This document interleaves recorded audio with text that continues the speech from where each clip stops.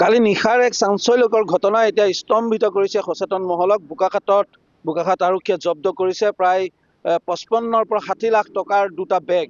আৰু এই বেগ দুটা লৈ অহা হৈছিল এখন গাড়ীত, আৰু গাড়ীখন এতিয়া মোৰ সৈতে আছে আৰু মই বোকাখাত আৰক্ষী থানাৰ পৰা মই দেখুৱাইছো এইখনে গাড়ী।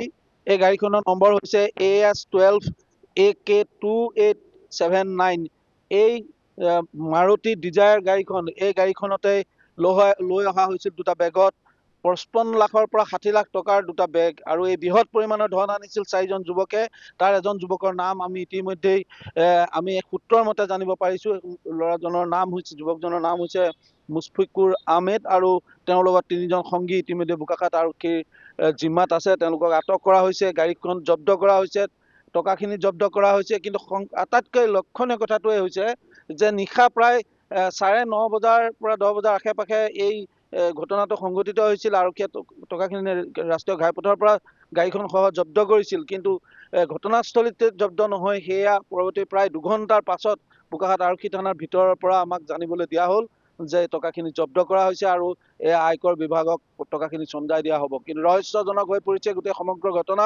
কাৰণ এইকাৰণে ৰহস্যজনক হৈ পৰিছে, এই টকাখিনি আৰক্ষীয়ে যেতিয়াই এই গাড়ীখন সহ যেতিয়াই জব্দ কৰে, তাৰ পাছতেই বিভিন্ন স্থানৰ পৰা যুৱকৰ দল গাড়ী লৈ আহি বোকাখাতৰ ৰাজপথত টহল দিয়া আমি দেখিবলৈ পাইছিলোঁ। আনহে নালাগে, বিভিন্ন পক্ষৰ লোকে আৰক্ষীৰ সৈতে কথা পাতিবৰ কাৰণে এক পৰিৱেশ গঢ়ি তুলিছিল, য'ত নেকি আৰক্ষীৰ ফালৰ পৰা সাংবাদিকৰ প্ৰৱেশ সম্পূৰ্ণ নিষিদ্ধ কৰা হৈছিল। নিশা 1:30 বজা পৰ্যন্ত আমি যোগাযোগ কৰিবলৈ চেষ্টা কৰিছিলোঁ, কিন্তু আৰক্ষীয়ে কোনো ধৰণৰ আমাৰ লগত সহযোগিতা নকৰিলে। বৰঞ্চ তেওঁলোকে এই কথাও আমাক এতিয়া এই মুহূৰ্তলৈকে জনোৱা নাই যে 55 লাখেই আছিল নে 60 লাখেই আছিল আৰু পইচাখিনিৰ উৎস কি।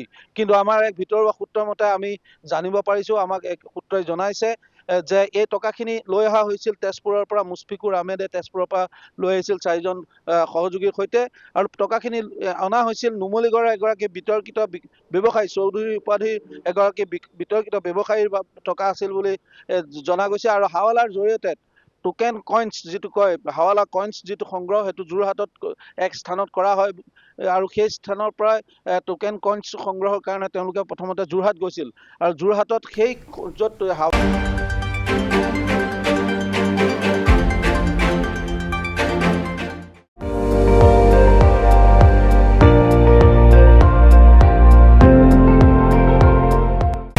আপুনি চাই আছে ND24, সৰ্বশ্ৰেষ্ঠ নহয় সৰ্বোত্তমৰ দৌৰত।